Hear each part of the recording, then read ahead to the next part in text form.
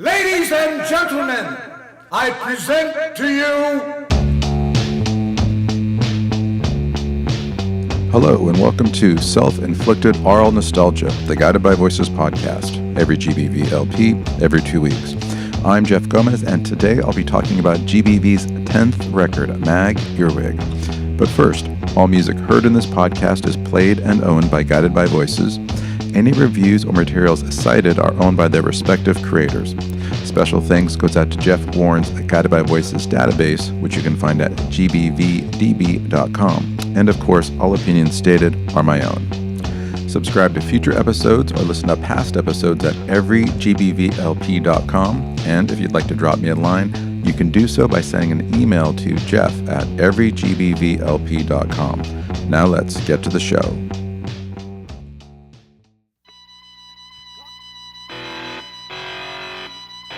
Okay, we're now up to 1997 in the Guided by Voices story, and it's fitting we're looking at record number 10 since by this point it had been a decade since the band put out their first LP, 1987's Devil Between My Toes.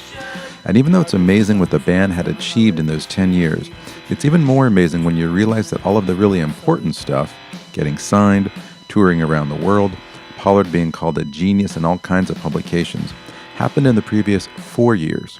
Because really, up until 1993's Vampire and Titus, no one had heard of the band. So Bob had a lot to be proud of at this point in his career. He'd proved all of the doubters wrong and was making a living doing what he loved. He was living the dream. But he was also discovering that the dream was not all it was cracked up to be. In fact, he began to long for the days when the success he'd achieved was out of reach.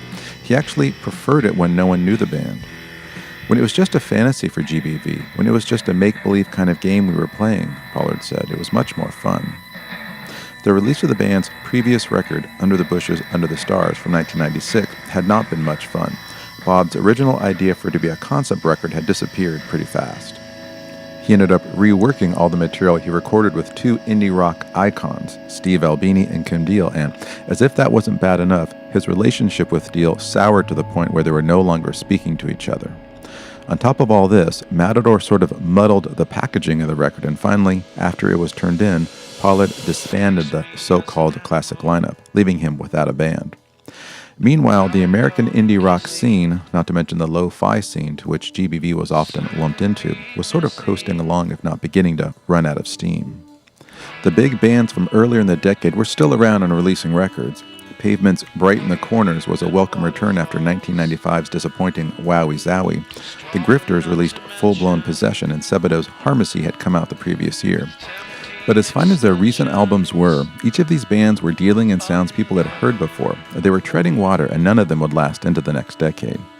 In England, it was the beginning of the end of Britpop, with Oasis's bloated third record appearing, and Blur actually turning to American groups like Dinosaur Jr. for the harder-edged sound of their self-titled record from this year. More important was Radiohead's OK Computer, which came out in 1997 and was not just one of the best records of that year, but is one of the best records of the decade.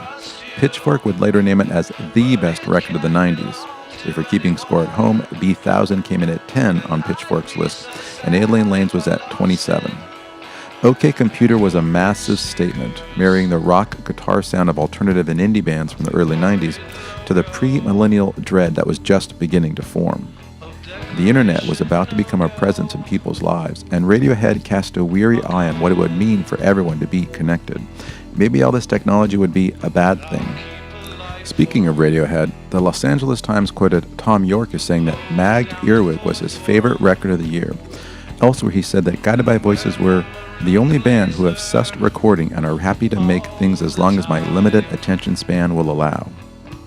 But before York could like Mag Earwhig, Bog had to record it, and the biggest barrier to him doing so was the fact that he didn't have a band. Instead of trying to recruit new members, asking around or posting notices in record stores, holding tryouts and auditions and all that kind of stuff, Pollard simply joined another band and called it Guided by Voices. That band was Cleveland's Cobra Verde. Named after the 1987 Werner Herzog film, Cobra Verde was born out of the ashes of an earlier Ohio band, Death of Samantha, who in turn took their name from a Yoko Ono song. Death of Samantha were around for most of the 80s. They released 3 LPs and a handful of EPs and singles on Homestead Records. before breaking up and reforming as Cobra Verde in the 90s. The New York Times wrote that both bands sacrificed promising material to mediocre playing. Less sloppiness and more dynamic variety would have made the songs hit home. Since that criticism sounds like it could also be applied to GBV, I could see how Bob thought he'd found the right group of guys. In fact, Pollard had been a longtime fan of Death of Samantha, and the first time he met Doug Gillard, he complimented him on some of the riffs he'd created for that band. Pollard was also a big fan of John Petkovic, Cobra Verde's singer and guitarist, calling him the coolest guy in the world. Since Cobra Verde was on GBV's first label, Scat, the bands had toured and gotten to know each other during the Insects of Rock tour. Once the new group was in place, Bob became inspired to write material to match the sound and abilities of his new band, songs like Bulldog Skin. I knew that I finally had a chance to record some stuff in a big capacity and make some big, booming-sounding, room-filling music. Besides, as he told a young writer for an interview in the fanzine Stop Smiling, I'm ready for some hard rock. I'm getting old. You gotta rock before you get too old. An added benefit to working with the guys in Cobra Verde was that bassist Don Depew had his own recording studio, a 16-track setup in a suburb of Cleveland. And once it became apparent that Mitch Mitchell, who Bob had tried to keep around after the last record, wasn't going to be happy switching from guitar to bass, Depew also jumped in as the new bass player. And even though Pollard was excited and energized by the new setup, he was also nervous. It was a little scary, he said. They have a lot of experience. These guys have been around since '83. They've been in the limelight a little bit. People have known about them. They've always had a great sound. And GBV always just kind of tinkered around in the basement. So yeah, I was nervous a little bit. Bob wasn't the only one who was feeling this way. It was awkward for the guys in Cobra Verde as well, Depew saying. It's weird because it's one thing to record people who just come in and you can look at them objectively and try to make a record of this object that just walked in. It's another thing when you're participating in the thing too, and it's an even harder thing when you've got to be a participant, record it, and it's somebody you liked before, and it sounded a lot different then. Bob's easy to get along with, but it was still a weird thing. Bob felt the weirdness too, saying, "It was not real comfortable at first. Don knows what he's doing, but he's sometimes a little difficult to communicate with." But Pollard also knew he was part of the problem. Because I'm difficult to communicate with, it's hard to articulate what I want. With my old band, they'd been with me for 4 or 5 years. I could grunt and they'd understand what that meant. According to Depew, the band didn't really know or work on Pollard's songs much before they were recorded, saying, "We just had a cassette of Bob singing and playing an acoustic guitar. We never played the songs before. Bob basically ran through them with Dave Swanson, Cobra Verde's drummer, and then we put everything else on it later." Pollard gave the band the freedom to do whatever they wanted, asking them to just make it good. However, even though they recorded an album's worth of material at Don Depew's studio in Cleveland, Bob ended up recording even more material back in Dayton, as well as with Tobin Sprout, using Toby's new Yamaha MTX 8-track. At Sprouts, they recorded Can't Hear the Revolution, Are You Faster, and I Am Produced. In fact, the old lineup is all over Maggie Earwhig. Tobin's credited on the record with bass, backing vocals, guitar, and drums. Mitch Mitchell plays on 5 songs, and Kevin drums on 3. Even Bob's brother Jim is back, playing on 3 songs. So this LP was hardly the clean break from GBV's past as it seems. Also, like all GBV albums, the record went through the usual changes in terms of the title and track list. An early version of the record was called Do the Collapse, which of course would surface a few years later as the title of GBV's 11th record. Another name for the proposed album was Panic on Landlord Street. What finally appeared as Mag Earwig was the usual GBV hodgepodge of tracks, musicians, and locations. However, when it came time to play the songs live, it was indeed Bob basically fronting Cobra Verde, and that's where there was trouble. It started with John Petkovic wanting to turn the tour into an opportunity for Cobra Verde. This included suggesting having Cobra Verde be GBV's opening band for a few shows, as well as selling Cobra Verde merchandise. Bob didn't like either of those ideas. And things kind of went downhill from there, Pollard saying. We weren't getting along as well as we were in the beginning. At first, there was all this enthusiasm and excitement, which ended up dwindling and dying. There became this lack of enthusiasm, and things were just being taken for granted. As the tour went on, Bob knew he was going to sack the band, something he told to a writer from the website Addicted to Noise. The problem is that word got back to the Cobra Verde guys before Pollard had a chance to tell them himself. This obviously didn't sit well with Petkovic or the others, something which was evident during the final tense show of the tour. In early of November of 97, Petkovic was quoted in an MTV News article about the breakup saying, "I don't think any of us have a problem with the outcome of what happened, but we wish that it would have been done in a more upfront, friendly manner." Bob was also pragmatic about the situation, saying, "It just didn't work out." And while the whole thing was messy and undoubtedly a drag for all involved, of the Cobra Verde guys, Doug Gillard remained in the lineup. He's since worked with Pollard on and off for the past 20 years, up to today where he's currently in the most recent incarnation of the group. And, of course, Bob didn't waste any time getting a new band back together. Another MTV News article from later that same month saw Pollard announcing yet another lineup. At the time Mag Earwhig came out, a press release proclaimed that the LP was a conceptual rock opera, declaring, "Pollard is the main character in this sprawling narrative, an insectile cartoon figure named the Magnificent Earwhig, who interacts with a wild cast of characters in songs evoking nostalgic memories of an Ohio boyhood, starting one's first band, and inhaling American roadside pop culture." That's all bullshit, Pollard later admitting it isn't a concept album. It doesn't mean anything. The record's cover features a really gorgeous Pollard collage entitled The Astral City Slickers. The band's name and the record's title are in an elegant and understated sans serif font. For my money, it's one of the best, if not the best, GBV covers ever. However, the back cover and inside, designed in conjunction with Matador staff designer Mark O, are pretty lackluster. There's no thematic or visual through line, and looking at the design on the front and then the back, they could be two different records. A new graphic element for the band was introduced around this time, making its first appearance on the Sunfish Holy Breakfast EP in '96, but it was also part of the Bulldog Skin single and the Mag Earwhig cover. It's what's come to be known as the rune, the diagram of a triangle intersecting with some thick lines. It's the closest thing the band has to a logo, and it continues to be used today. The design's based on a drawing that Pollard made, and it's supposed to be a paper football going through a goal. Bulldog Skin was released as a 7-inch and a CD single a few weeks before the record came out. The band also made a video for the song. The video, probably cheesy even at the time, has not aged well. I'm also not a big fan of the song. I Am a Tree, to my mind, would have been a much stronger contender as a first single and as a calling card for the record. Instead, I Am a Tree was the album's second single, released in July. The single was dedicated to Tim Taylor, lead singer of the Ohio band Brainiac. Taylor had died that May in an automobile accident in Dayton. The band had released 3 records and were on their way to bigger things, but disbanded shortly after Taylor's death. The cover for the I Am a Tree single features a photo by the Dutch photographer Dirk W. de Jong. It was shot in Amsterdam in front of the offices of record label De Concurrent. Concurrent in the 90s released records by a bunch of great American bands such as Low, Sonic Youth, Sparkle Horse, and GBV. I reached out to de Jong to get his thoughts about the I Am a Tree photo, and this is what he wrote back. The pictures were originally taken for the Dutch music magazine Oor, which means ear and is like the Dutch Rolling Stone. Guided by Voices were in Amsterdam promoting their latest record. The shot was taken with the light pole because there wasn't any interesting sights around the location, so I used the clear blue sky adding the light pole while the guys were jumping up and down. At the time Mag Earwhig was released, it received mixed reviews. Rolling Stone loved the record, giving it 4 stars. Prior LP, Under the Bushes, Under the Stars, had only received 3 stars. The magazine wrote, "Guided by Voices are proving that they can play it clear and straight if they want to, without losing who they are."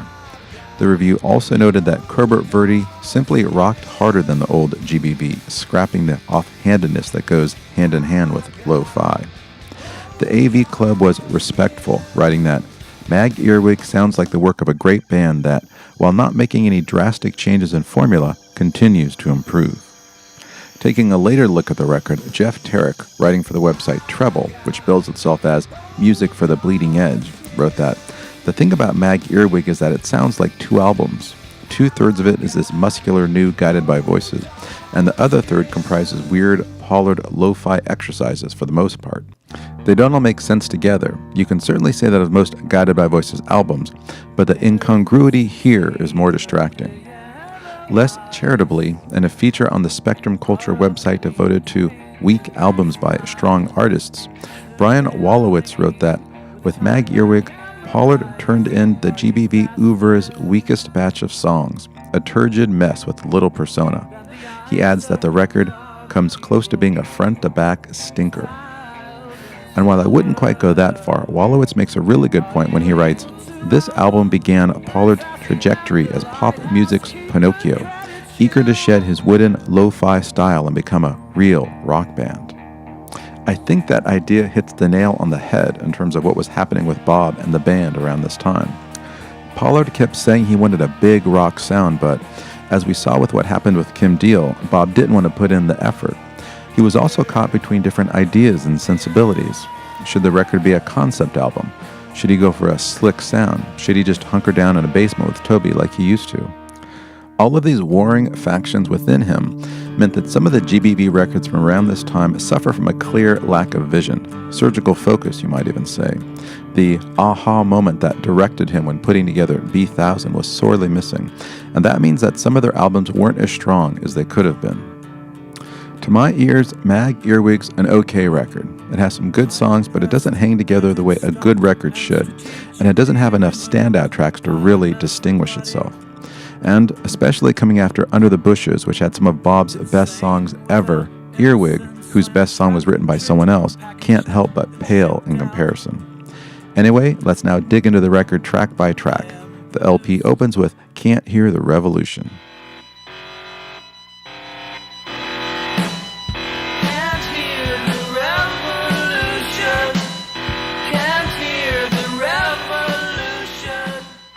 This is a weird song to open with because, well, it's kind of a weird song, but also because it has Tobin Sprout on backup vocals, and he'd left the band the year before. For a record that was billed as being recorded with a new band, this sounds an awful lot like the old band. The better move would have been to open with a song featuring Cobra Verde, but, of course, that's what would be expected, and Pollard loves to confound expectations, which he does with this track. And while I'm fine with confounding expectations, this is just not a very good song. It was recorded in Toby's basement, and it sounds like Bob and his brother just kind of screwing around. Maybe that's how they struck gold before, but it's not really working here. Second song is Sad If I Lost It. Now gone kissing, but soon be missing.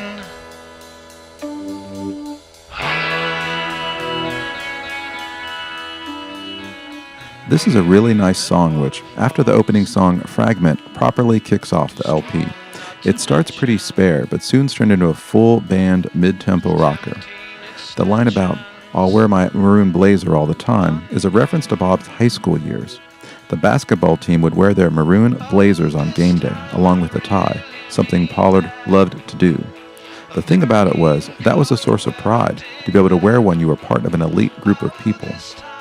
Bob's been into these kinds of tribes or groups all of his life, whether it was the sports teams of his youth, the revolving membership of Guided by Voices, or the drinking buddies of Dayton he's dubbed the Monument Club. Anyway, it's just a solid song and one of the best on the record. Third song is I Am a Tree. I am a tree, I show my age when I don't cry. I have the leaves that will fall off when wind blows by. Don't strip off my body. This song is an absolute blast. The drums on it sound amazing, the guitar sounds awesome, and it's probably the best recorded heavy rocker the band had recorded up to that point. Their basement recordings, or even the stuff done at Steve Wilbur's, just didn't have this kind of bite. And even though Pollard had been drawn to work with Kim Deal because of her guitar sounds, the songs she produced that made it onto the previous GBV LP, Under the Bushes, Under the Stars, tracks like Don't Stop Now or Official Ironman Rally Song, those were ballads more than they were guitar-heavy rockers. However, the guitar sound on this song is absolutely massive. Pollard was finally getting to that warm, heavy guitar sound made famous by some of his 70s idols. The interesting thing about the song is that it wasn't written by Pollard. It's a song that Doug Gillard had written years earlier. And while there are plenty of examples of Pollard singing over other people's instrumental tracks, it happened occasionally in GBV, well, that was pretty much the modus operandi for a group like Circus Devils. He never essentially sung someone else's song in Guided by Voices. Gillard wrote it when he was in a short-lived band called Gem. However, when it came time to record the band's debut record, Gillard chose not to include it, having a stigma about nonsensical lyrics. Well, Pollard, who has no such stigma, heard the song, loved it, declared that it sounded like The Who, and wanted it for GBV. The rest is history. Jem's version of I Am a Tree was later released on an EP by Scat Records. It's pretty much the exact same song, except at nearly 6 minutes, it's longer than the GBV version. Fourth song is The Old Grunt.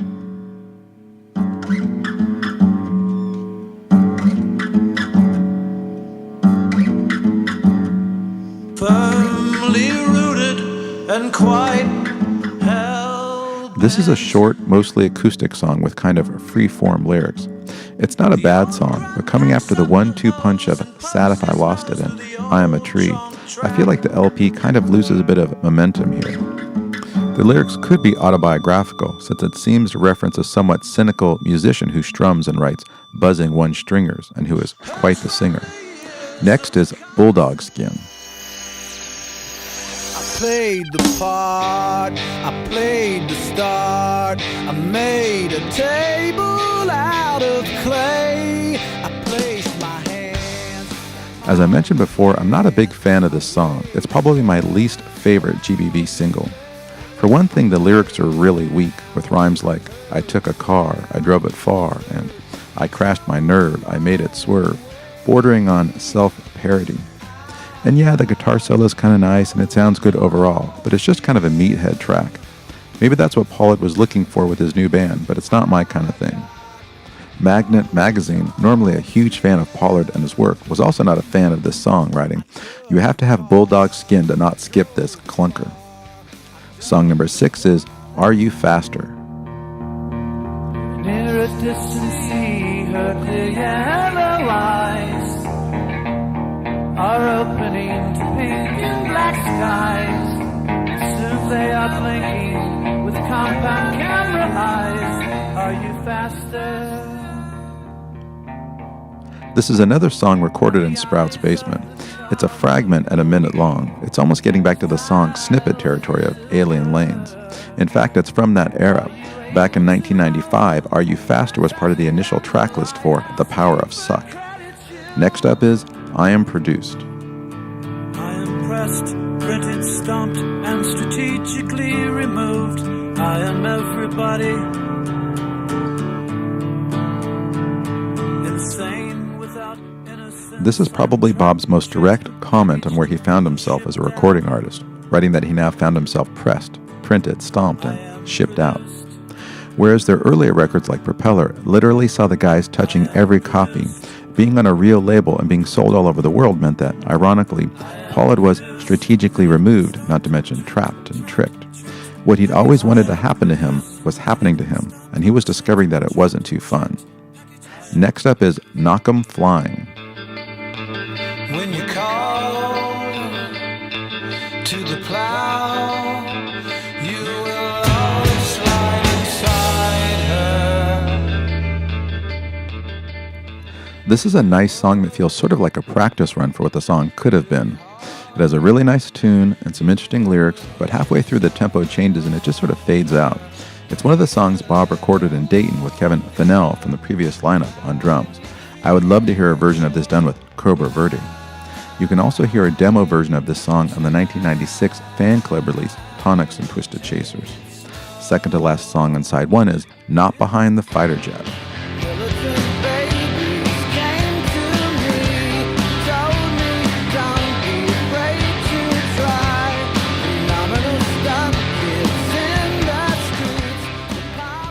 This is an awesome song.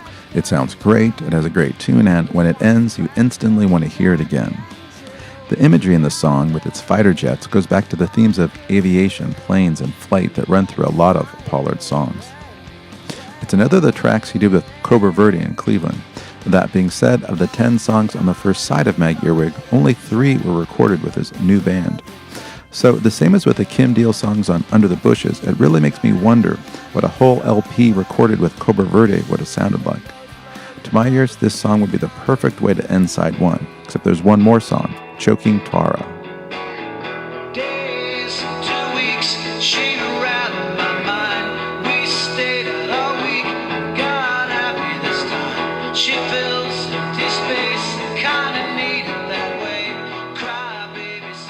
It's a nice song and more understated than the Cobra Verde stuff found elsewhere on the record. It's an okay way to end the side. A demo version of the song exists as part of the Hardcore UFOs box set, and a full band version, known as the Creamy version, appeared on the Matador compilation, Everything Is Nice. Side 2 kicks off with Hollow Cheek. Silver waters, we race each new morning in the vegetable stream. Long live the dream. The mightiest tough man leads into the skeleton forest. Again, you get Bob back in Dayton with a spare song that really doesn't match the others he'd recorded up in Cleveland. The lyrics harken back to some of the fantasy prog stuff that appeared on other records, Pollard writing, "The mightiest tough man leads into the skeleton forest on cold-ass western wheels." At just 32 seconds, it's the shortest song on the record. Second song on side 2 is Portable Men's Society. Makes no sense to me. Proud men wear it only. Brings good company. How am I so lonely? You can tell right away that this is another one of the Cleveland songs recorded with Cobra Verde. It's a big, bold song that sounds amazing. There's also some cool stuff going on in the background, some keyboard strings or drone. It's just an altogether solid song and a real tribute to the production work that Don Depew did on this record. He did a great job.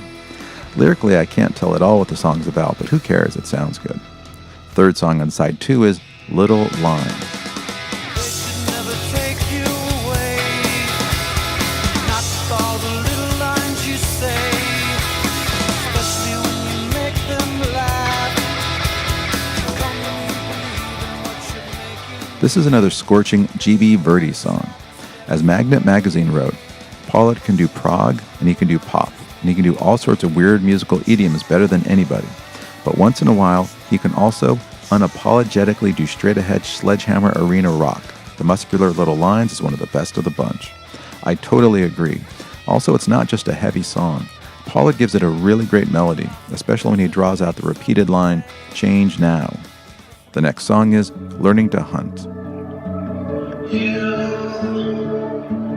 were a child reaching out, brave and true for big things. This is an absolutely gorgeous song, with a really nice minimal production and a great restrained vocal by Pollard. He can belt it out like Roger Daltrey when he wants to, but he's also great in these quieter moments. The lyrics are also really sincere and romantic, with Pollard's line, "No one will care half as much as I care about you," being maybe the most touching line he's ever written.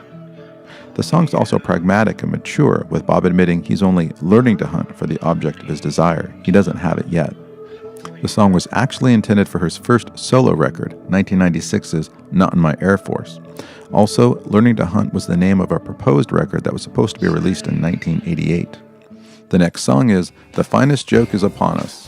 Mother, feeling your hand, I believe you and I did then. And mother, release every bad seed. This is another song that was part of the initial working versions of Not in My Air Force. It's another absolutely gorgeous track with one of the most soaring choruses in GBV's discography, which, given Pollard's knack for melody, is saying something. When Bob draws out the lyrics, "Words of smoke, distorted, never broken, paradise is open but I choke," it becomes, for me, the best moment on the LP. This song, along with the 3 preceding tracks, creates an impeccable quartet of songs. And then there's the title track, Mag Earwhig.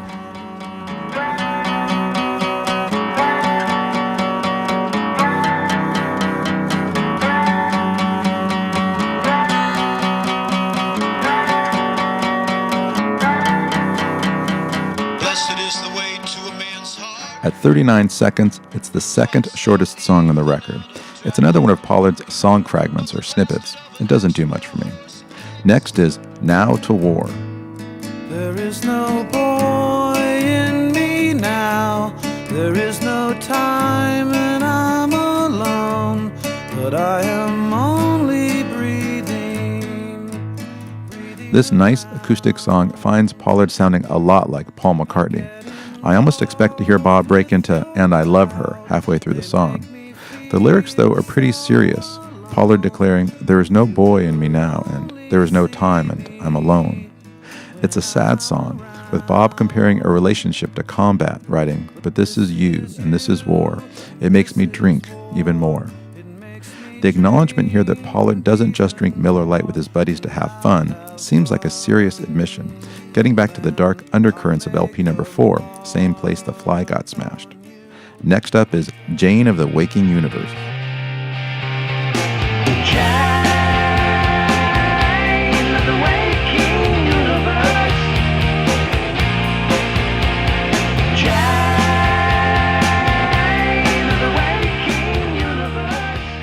This song is practically a reunion of the so-called classic lineup, with Tobin, Mitch, and Kevin all playing on it.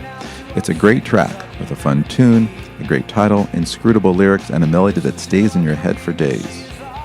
The initial track list for Mag Earwhig had this as the record's last track, which would have been a great choice. However, the final version of the LP has 3 more songs, the first of which is The Colossus Crawls West.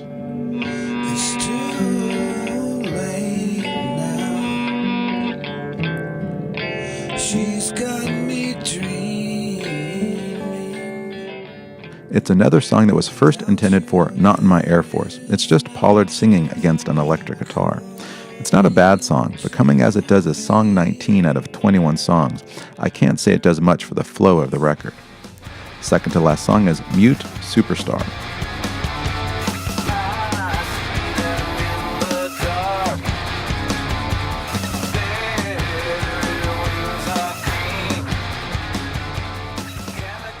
Oh yeah, Cobra Verde. I'd sort of forgotten about them. The late appearance of this song feels jarring since we hadn't heard from these guys for the past 6 songs. Anyway, it's a short song and is okay, but it does nothing to alter my view that the record would have been better served ending with Jane of the Waking Universe. Final song is Bomb in the Beehive. Here I go around the blame. Here I go with hand over flame. Down on the floor. This song has a great title, but not much else. The stop and start drums and the fills are right out of I'm a Tree. As a song, it doesn't really go anywhere. It feels like a filler and, again, seems like a curious choice in terms of it ending the record, especially since there was a run of really great tracks and Jane of the Waking Universe would have been a perfect way to end the LP. However, as Pollard writes in this song, the film is not for you. It's his vision, not mine, and he gets to do what he wants.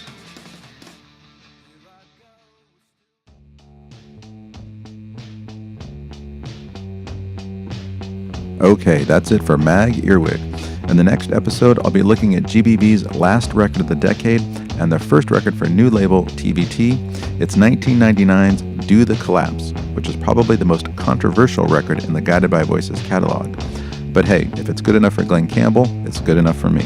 Until then, subscribe to the show, leave a review, and God bless the Monument Club.